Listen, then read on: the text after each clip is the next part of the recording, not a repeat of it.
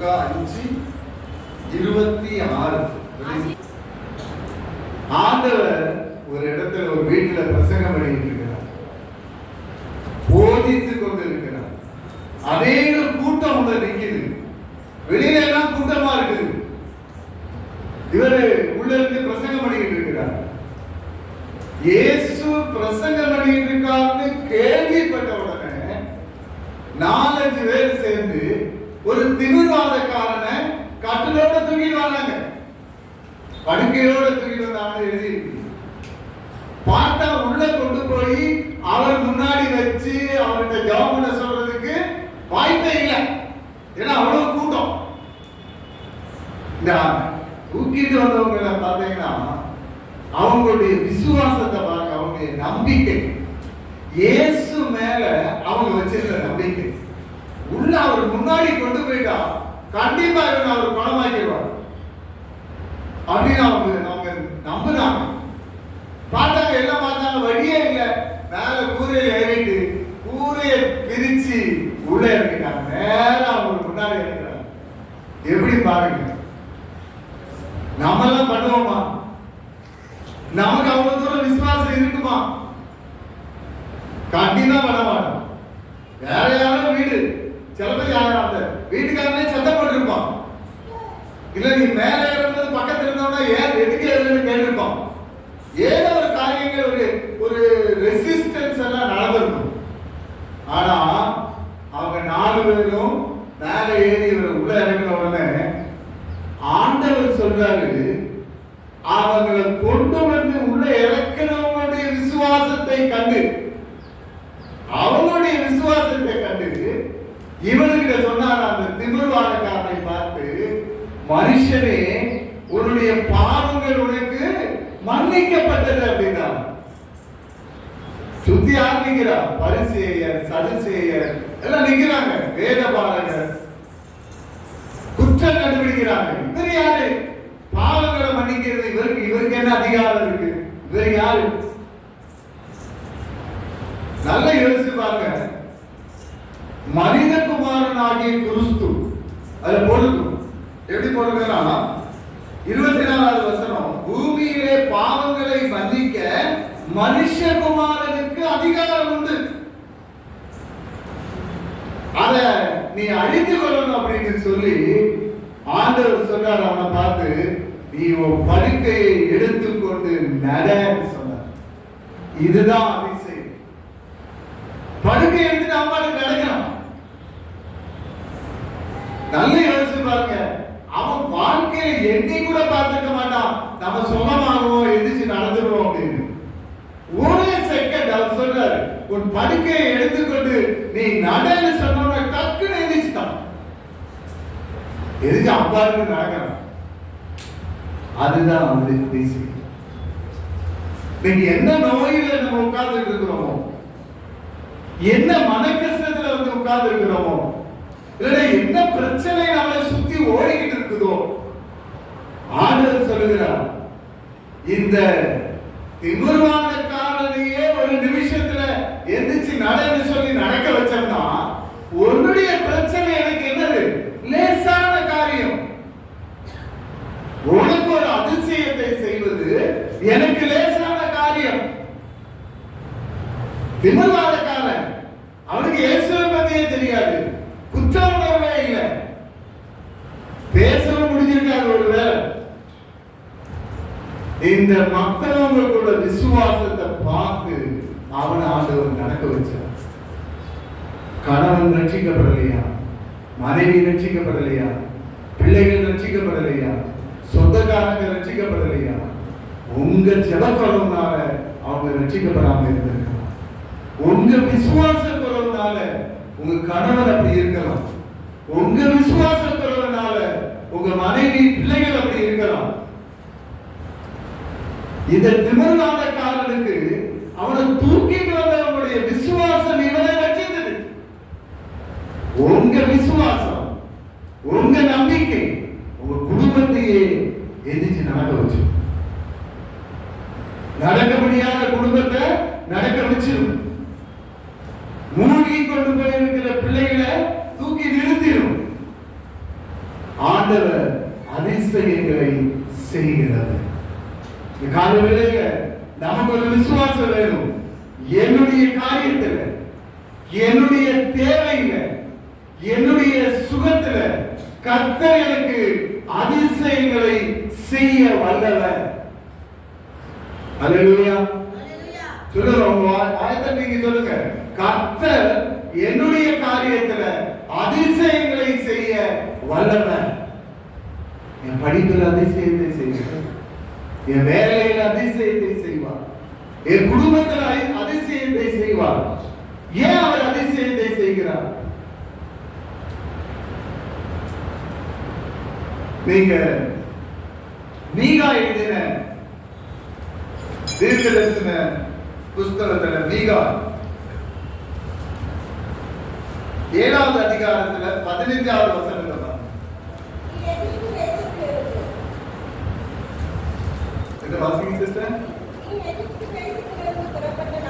நீ எகிப்து தேசத்திலிருந்து புறப்பட்ட நாளில் அது சொன்னது போல செய்தது போலவே உன்னை அதிசயங்களை காண பண்ணுவேன்.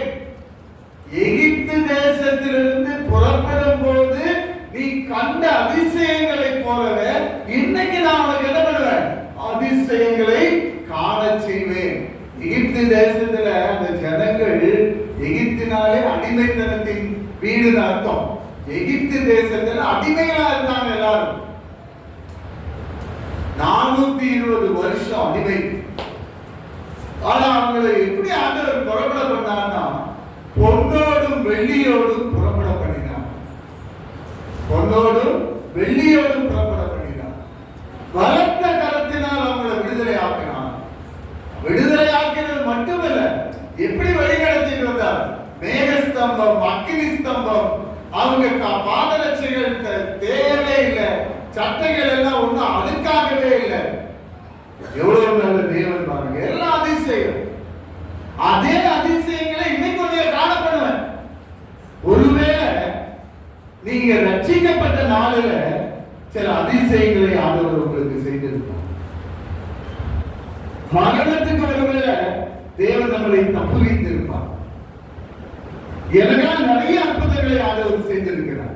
நிறைய அற்புதங்கள் அதே மாதிரி உங்களுக்கு செய்திருப்பார். நீங்க என்ன சொல்றாருன்னா அதை விட மேலான அற்புதங்களை நான் உனக்கு இன்னைக்கு செய்வேன்.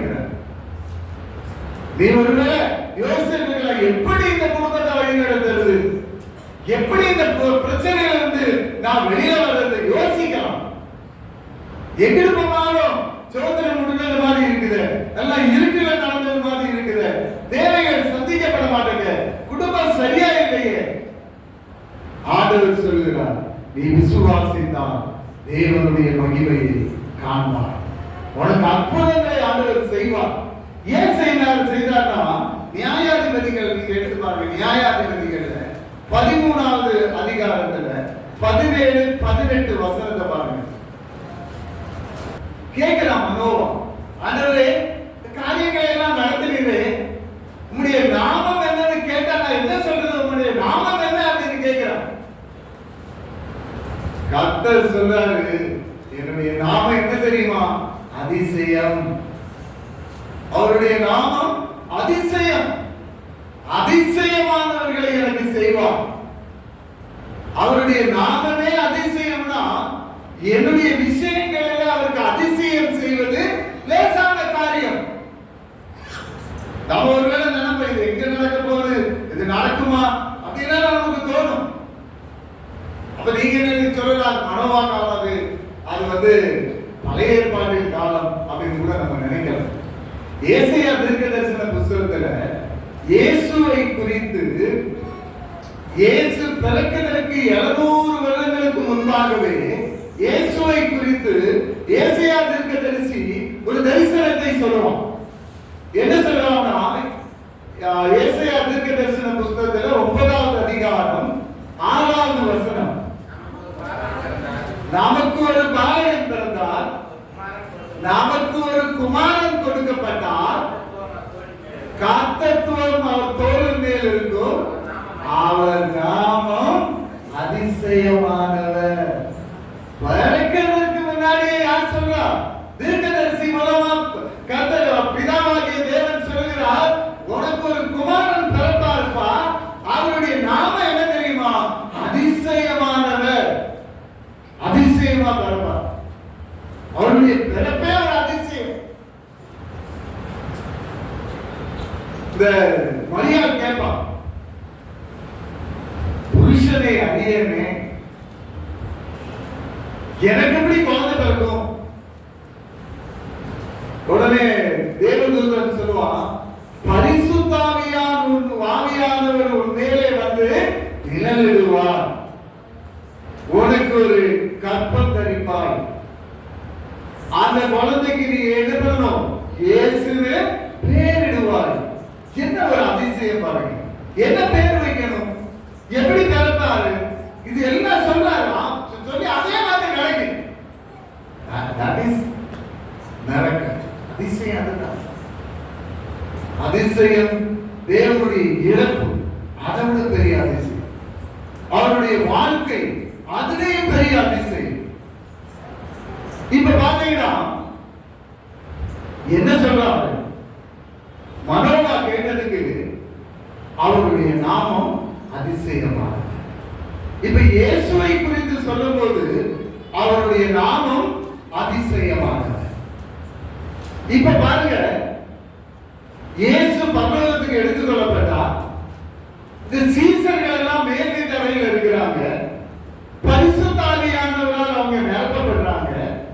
பரிசுத்த ஆவியானவர் அவங்களுக்குள்ளே வருகிறார். இப்ப இவங்க பாத்தீங்கன்னா வேற மனுஷனாய் மாறிட்டாங்க. இப்ப சீசர்களே அதிசயமாய் மாற்றப்படுகிறாங்க.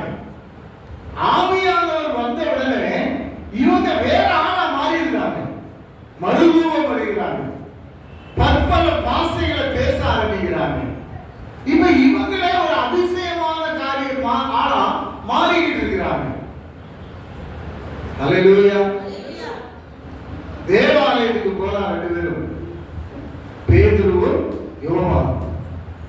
பிச்சை எடுத்துட்டு இருக்கா ஒருத்தன், காலெல்லாம் நடக்க முடியாத ஒரு ஆளு. யாரோ தூக்கி கொண்டு வச்சிருக்கிறாங்க, இவன் பிச்சை எடுத்துக்கிட்டு இருக்கிறான். அங்க போய் பேதுருவும் இந்த யோவானும் என்ன சொல்றாங்கன்னா, பொண்ணு வெளியெல்லாம் என்கிட்ட இல்லப்பா, அதை விட பெரிய ஒரு காரியம் என்கிட்ட இருக்கு, அதை வேணா உனக்கு நான் தாரேன்னு சொல்லி இயேசுவின் நாமத்தில் எழுந்து நடங்கிறோம். இந்த நாமம் என்ன நாமம்? அதிசயம். இந்த நாமத்துக்கு என்ன பேரு? அதிசயம். இயேசுனா என்னது? அதிசயம். இந்த நாமத்தை சொன்ன உடனே அவன் அதிசயமா எழுந்துச்சு நடக்கிறான். அவனுடைய சரீரமே மறுரூபமாயிருச்சு. கரடு முரடான காலு கையெல்லாம் என்ன ஆயிடுச்சான்? சரியாயிடுச்சா, நேரம் ஆயிடுச்சா. நமக்கு இன்னைக்கு கால வேளையில நமக்கு ஒரு நாமத்தை ஆண்டவர் உங்களுக்கு கொடுத்திருக்கிறார். அந்த நாமம் இயேசு. அந்த நாமத்தினுடைய பேர் என்னன்னா அதிசயமானவர். இந்த நாமத்தை நீங்க உச்சரிக்கும் போது அதிசயமான காரியங்கள் உங்க வாழ்க்கையில நடக்கும். கர்த்தர் இன்னைக்கு நம்ம இவ்வளவு பேரும் கூடியிருக்கோம் சபையில், இவ்வளவு பேரும் இந்த அதிசயமான இந்த இயேசு என்ற நாமத்தை நாம விசுவாசத்தோட உயர்த்தினோம்னா சபையிலே அதிசயங்களை அற்புதங்களை கதை செய்வார். அல்லேலூயா. இன்னைக்கு செய்வார் கர்த்தர். நீங்க விசுவாசிச்சிட்டீங்கன்னா அதிசயங்களையும் அற்புதங்களையும் தேவன் செய்ய முடியும். இந்த பேதுருவுக்குள்ள அவனுக்குள்ள இந்த பரிசுத்த ஆவியானவர் வந்த உடனே அவனுக்குள்ள ஒரு தைரியம், அவனுக்குள்ள ஒரு விசுவாசம், எனக்கு இந்த அதிகாரம் உள்ள நாமம் கொடுக்கப்பட்டிருக்கிறது, நான் இந்த நாமத்தை உபயோகப்படுத்தினோம்னா அதிசயம் நடக்கும் அப்படி நான் விசுவாசித்தேன். அதனாலதான் அந்த சப்பானியை பார்த்து சொல்றான், பிச்சையை கேட்கிறான். இவன் சொல்றான், ஏன்டா பிச்சை கொடுக்கிறதெல்லாம் எனக்கு என்ன கிடையாது, பொண்ணு வெளியே நான் தரமாட்டேன், உனக்கு அதை விட மேலானது இயேசு என்னும் நாமத்தில் மந்திரம் சொல்லல, தந்திரம் சொல்லல, ஒன்றும் பண்ணல. இயேசு என்னும் நாமம், ஏன்னா அந்த நாமம் அதிசயமானது. இந்த நாமம் அற்புதங்களையும் அதிசயங்களையும் செய்யும். நாம் ஆராதிக்கிற தேவன் யார்? அவருடைய நாமத்துக்கு என்ன வல்லமை உண்டு? இந்த நாமத்தை எதற்காக எனக்கு கொடுத்திருக்கிறார்? எதற்காக என்னை ரட்சித்திருக்கிறார்? இந்த ஒரு அறிவு கண்டிப்பா எனக்கு வேணும். அறிவு இல்லாததுனால்தான் வேதம் சொல்லுகிறது, என் ஜனங்கள் அறிவு இல்லாததுனால எப்படி இருக்கிறாங்க? சங்காரமாகிறார்கள். என் தேவன் அறிவில்லாததுனால சங்காரமாய் கொண்டிருக்கிறார்கள் அப்படின்னு. நமக்கு என்ன வேணும்? கண்டிப்பா அறிவு. சங்கீதக்காரன் என்ன சொல்றான்னு பாருங்க. 72வது சங்கீதத்துல 18வது வசனம், அவரே அதிசயங்களை செய்கிறவர். அதிசயங்களை வேற யாரும் செய்ய முடியாது.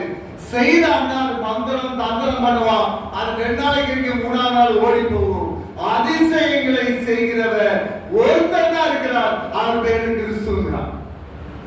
சங்கீதக்காரன் அவனுடைய எக்ஸ்பீரியன்ஸ்ல இருந்து பேசுறான். கர்த்தரே அதிசயங்களை செய்ய முடியும். பையன் சொன்னது மாதிரி ஆடு மேய்ச்சிக்கிட்டு இருந்த என்னைய பெரிய ஒரு ராஜ்யத்தினுடைய அதிபதியா என்னை மாற்றி விட்டார். எப்படி மாற்றினார்? அவர் அதிசயங்களை செய்கிற தேவன். நான் ஆராதிக்கிற தேவன் யாரை காட்டிலும் பெரியவர். அவர் கண்டிப்பா என்னுடைய வாழ்க்கையிலே எனக்கு அதிசயங்களை அவர் செய்வார். சங்கீதக்காரனுக்கு செய்தார்னா எனக்கும் செய்வார். அல்லேலூயா. சங்கீதக்காரனுக்கு பல இடத்துல அதிசயங்களை செய்கிறார். அதிசயங்களை செய்வதே அவர் வேலையாகி போச்சு. சங்கீதக்காரன் சொல்றான், இந்த தேவன் என்னை சிங்கத்தின் வாய்க்கு தப்புவித்தான், கரடியின் கைக்கு தப்புவித்தான். பெலிஸ்தியன் ஏமாற்றம் ஆரம்பா சொல்றான். கோலியாத்தை பார்த்து சொல்றான். கோலியாத்து மரம் மாதிரி நிற்கிறான். இவன் ஆளு ஒரு சின்ன ஆளு. இவன் என்ன சொல்லிட்டு போறான்? இன்னைக்கு உன்னைய என் கையில கர்த்தர் ஒப்பு கொடுத்துட்டான். நான் ஒரு தலையை வெட்டி உன்னுடைய சரீரத்தை இந்த காலங்களுக்கு சாப்பாடா போட்டு வந்தீங்க சொல்லிக்கிட்டே முன்னாடி ஓடுறான். அப்ப அவனுடைய இருதயத்துல எவ்வளவு பெரிய ஒரு நம்பிக்கை, விசுவாசம் இந்த கர்த்தரை குறித்து இருந்துச்சு. அதுக்கு அவன் எதை அடிப்படையா சொன்னான்? சிங்கத்துக்கு என்னைய தப்பு வச்சுட்டாரு, கரடிக்கு என்னைய தப்பு வைத்தார், நீ ஏமாந்தவன் அப்படியே சொல்லணும். இந்த பெலிஸ்தியன் ஏமாத்திரம் அப்படிமா, சிங்கத்துக்கு என்னை தப்பு வச்சாருமா, கரடிக்கு என்னைய தப்பு வச்சாருமா. இந்த பெலிஸ்தியன் என்ன பண்ண முடியாது, ஒன்றும் பண்ண முடியாது அப்படின்னு சொல்லி கையில என்ன இருக்குது? 4 கூழாங்கல்லும் ஒரு சின்ன காலம். அவன் சரீரத்துல ஃபுல்லா என்ன பண்ணிருக்கிறான்? இரும்பு கவசம் போட்டுக்கிறான். ஒரே ஒரு இடம் மட்டும் தான் ஓப்பனா இருந்துச்சாங்க, நெத்தி மட்டும். கரெக்டா நெத்தியில அடிக்கிறான். அதுதான் அதிசயம். அதுதான் அதிசயம். சத்ரு நம்மளை தொடர்ந்துக்கிட்டு வந்தான், இப்ப கொலை பண்ணிடுவான் அப்படின்னு நிக்கலாம். அவ்வளவுதான் அவன் வாழ்க்கை முடிஞ்சிருச்சுன்னு சொல்லலாம். அந்த டைம்ல கர்த்தர் அதிசயம் செய்யலாம். ஏன்னா அவர் பேரே அதிசயம். அற்புதமாய் வழி நடத்துவான். வேலை தரமாட்டோமா, வேலை பிரச்சனை பண்ணுவான், நமக்கு 100 தொந்தரவு கொடுப்பான், அதை பண்ணுவோமா இதை பண்ணுவோமா, இவனுக்கு அவ்வளவுதாமா. ஆனா ஆண்டவர் சொல்கிறார், அவன் யாரு உன்னை தீர்மானம் பண்ண? அதிசயமானவர் கூட இருக்கிறார். இந்த பெலிஸ்தியன் இவன் ஏமாத்துறான். விசாரத்தை பார்த்து சொல்லணும், பிரச்சனையை பார்த்து சொல்லணும், கஷ்டத்தை பார்த்து சொல்லணும். நீ ஏமாத்துறோம், நீ என்னைய ஒண்ணும் பண்ண முடியாது. எனக்குள்ள இருக்கிறவர் பெரியவர். காலவெளியில கர்த்தர் உங்களோட பேசிட்டு இருக்கிறார். உங்க வாழ்க்கையில, உங்க குடும்பத்துல, உங்க வேலையில, உங்க பிள்ளைகள் மத்தியில, உங்க கணவன் மனைவி மத்தியில, உங்க சபையில கர்த்தர் அற்புதங்களை செய்வார், அதிசயங்களை செய்வார். அதுக்கு நீங்க தான் முதல் முக்கியமான காரணம். உங்க மூலமா தான் செய்ய முடியும். இப்ப பாத்தீங்கன்னா பேதுருவையும் யோவானையும் பயன்படுத்திட்டாங்க. யாரை குணமாக்கினார்? அந்த திமிர்வாதக்காரனை பிதாவாகிய தேவன் இயேசுவை பயன்படுத்தி குணமாக்கினார். இப்போ அவருக்கு ஆளு தேவை. அநேகரை குணமாகணும். இந்தியாவில் 143 கோடி ஜனங்கள் இருக்கிறாங்க. தமிழ்நாட்டில் 8 கோடி தான். இப்போ 9 கோடி 9.5 கோடி இருக்குன்னு வச்சுக்கோங்க. ஆனா இந்தியா முழுவதும் எடுத்தீங்கன்னா 143க்கு மேல கோடிக்கணக்கில் ஜனங்கள் இருக்கிறாங்க. இவங்க எல்லாம் ரட்சிக்கப்பட நீங்க தேவைப்படுது.